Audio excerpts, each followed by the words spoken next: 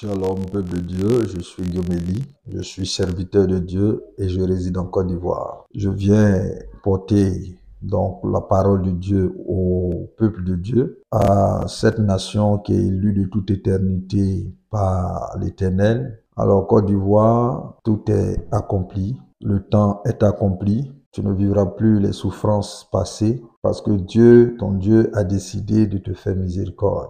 J'aimerais rassurer chaque Ivoirien pour dire le temps est accompli. Le temps est accompli, ce que vous avez connu, vos oppresseurs ne seront plus aux affaires. Dieu a suscité une délivrance. Et depuis lors, je vous le dis, c'est la main du Seigneur qui le fera. C'est la main de Dieu. Quelles que soient les armes de Pharaon, elles n'ont pas pu résister au flot de la mer. Dieu utilise tout ce qu'il a créé. La Bible dit dans 2 Rois chapitre 7 que Dieu a fait courir un bruit dans le camp donc des Syriens qui étaient venus attaquer Samarie. Aujourd'hui, je viens vous dire, n'ayez pas peur de toutes les armes que vous avez vues. N'ayez pas peur de toute l'expertise qui est derrière les choses. Le Seigneur l'Éternel dit ceux qui sont avec vous, chers Ivoiriens, sont plus nombreux que ceux qui sont dehors. Ceux qui doutent encore, je prie que vos yeux spirituels puissent s'ouvrir. Je prie que Dieu puisse commencer à vous montrer l'étendue de son pouvoir. Je parle du Dieu éternel. Je parle de ce Dieu qui n'est pas corrompu. Dieu a effectivement quelque chose contre ses oppresseurs qui ont profané son nom. Des hommes, simples hommes, ont voulu prendre Dieu à revers. Des simples hommes que Dieu lui-même a établis ont voulu se comparer à lui. C'est pourquoi, comprenez, chers Ivoiriens, que le temps de Dieu n'est pas le temps des humains. Il dit, vos pensées ne sont pas mes pensées, vos voix ne sont pas mes voix. Si le Seigneur s'est levé maintenant pour la Côte d'Ivoire, c'est justement parce qu'un temps est accompli. Il fait toutes choses bonnes en son temps. Vos prières ont été entendues, vos lamentations ont été entendues. Comme il a dit à Moïse, j'ai entendu le cri que font pousser les Égyptiens, mon peuple. Et c'est maintenant que je t'envoie. Cette parole que je viens libérer ce matin est pour quelqu'un qui est encore en train de douter.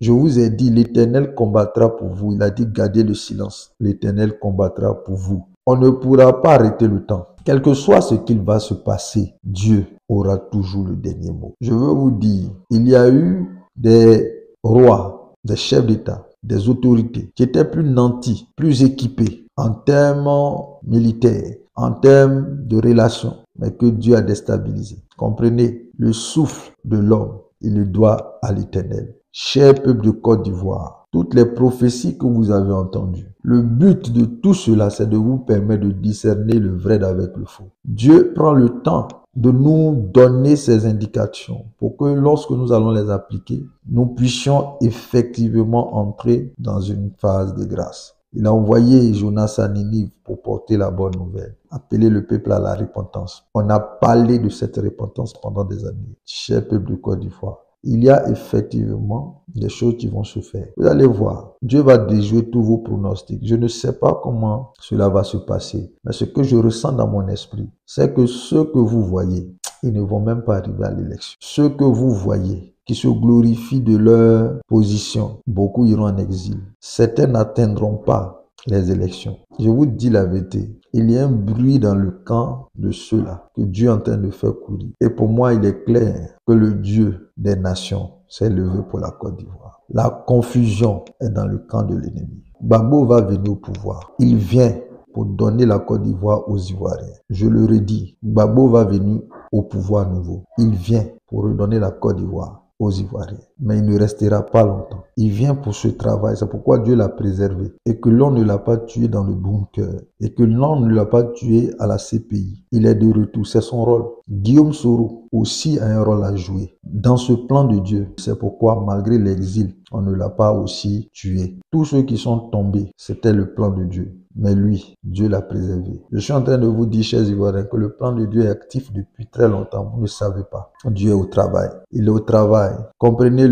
Le temps d'Alassane, c'était 2 mandats. Je l'ai dit dès les premières heures. Depuis 2010, Dieu m'a dit qu'il devait faire 2 mandats. Ces 2 mandats sont finis. Le reste là, c'était des ajouts. Mais Dieu était lent à la colère. Il est lent à la colère, il a regardé faire. Donc, vous qui connaissez les roues du palais, je parle aux hommes de Dieu qui est à côté du président Ouattara. S'il vous plaît, dites-lui de céder rapidement le pouvoir pour ne pas qu'il y ait de fusion de sang. Parce qu'auquel cas, le Seigneur Dieu a une grief contre lui, contre sa personne, parce qu'il est sorti du cadre de ses attributions. Cet homme est venu pour rappeler aux Ivoiriens que vous avez un très beau pays, mais que vous avez méprisé. Maintenant, après avoir subi toutes ces humiliations, lorsque le pays va vous revenir, parce que le pays va vous revenir, après ces élections, il va y avoir quelques échauffourées ça et là, mais ça ne va pas tarder. Très rapidement, la Côte d'Ivoire va revenir aux Ivoiriens. Ce que le président Gbagbo devait faire et qu'il n'a pas pu faire, il va l'achever et puis il va passer le flambeau. Il va aller s'occuper des affaires panafricaines après. Mais pour la Côte d'Ivoire, il va maintenant confier la Côte d'Ivoire à d'autres personnes.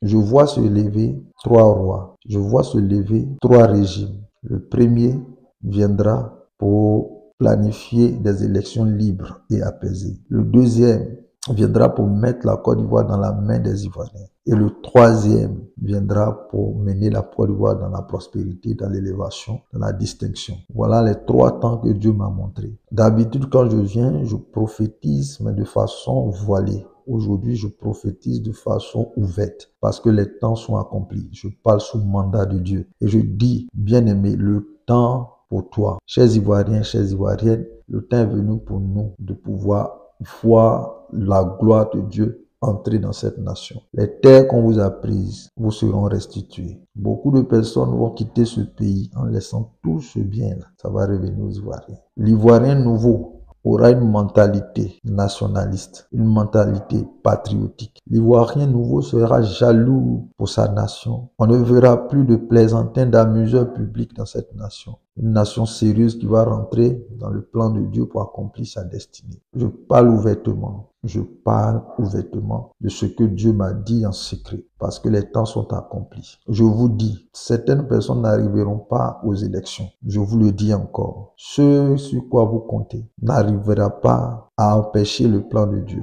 L'armée syrienne était nombreuse. Ils avaient établi leur camp. Mais Dieu a fait courir un bruit de chars et ils ont tout laissé, ils sont partis. Ce même Dieu s'est levé pour la Côte d'Ivoire. Il est terrible. C'est un feu dévorant. Le Dieu d'Abraham, le Dieu d'Isaac, le Dieu de Jacob, le Dieu Père de notre Seigneur Jésus-Christ, Dieu des apôtres et des prophètes. Je déclare au nom de Jésus-Christ que le temps est accompli. Le temps de la restitution divine est accompli. Je veux m'adresser à tous les étrangers vivant sur le territoire ivoirien. C'est le temps pour vous de rentrer dans les rangs. C'est le temps pour vous de faire ce que vous devez faire. Quand tu es étranger dans le village de quelqu'un, ce que tu fais, c'est de marcher comme la personne. Ceux qui sont venus vous blaguer pour vous faire croire que ce pays leur appartient et qui vous ont fait croire que vous avez des droits. Lorsque les choses vont se mettre en place. Tout ce que vous avez reçu va rester ici. Je vous le dis, chers étrangers, l'Ivoirien nouveau n'est pas comme l'Ivoirien d'avant. On comprendra maintenant l'hospitalité d'une façon différente. Que chacun de vous prenne ses précautions pour rester à sa place.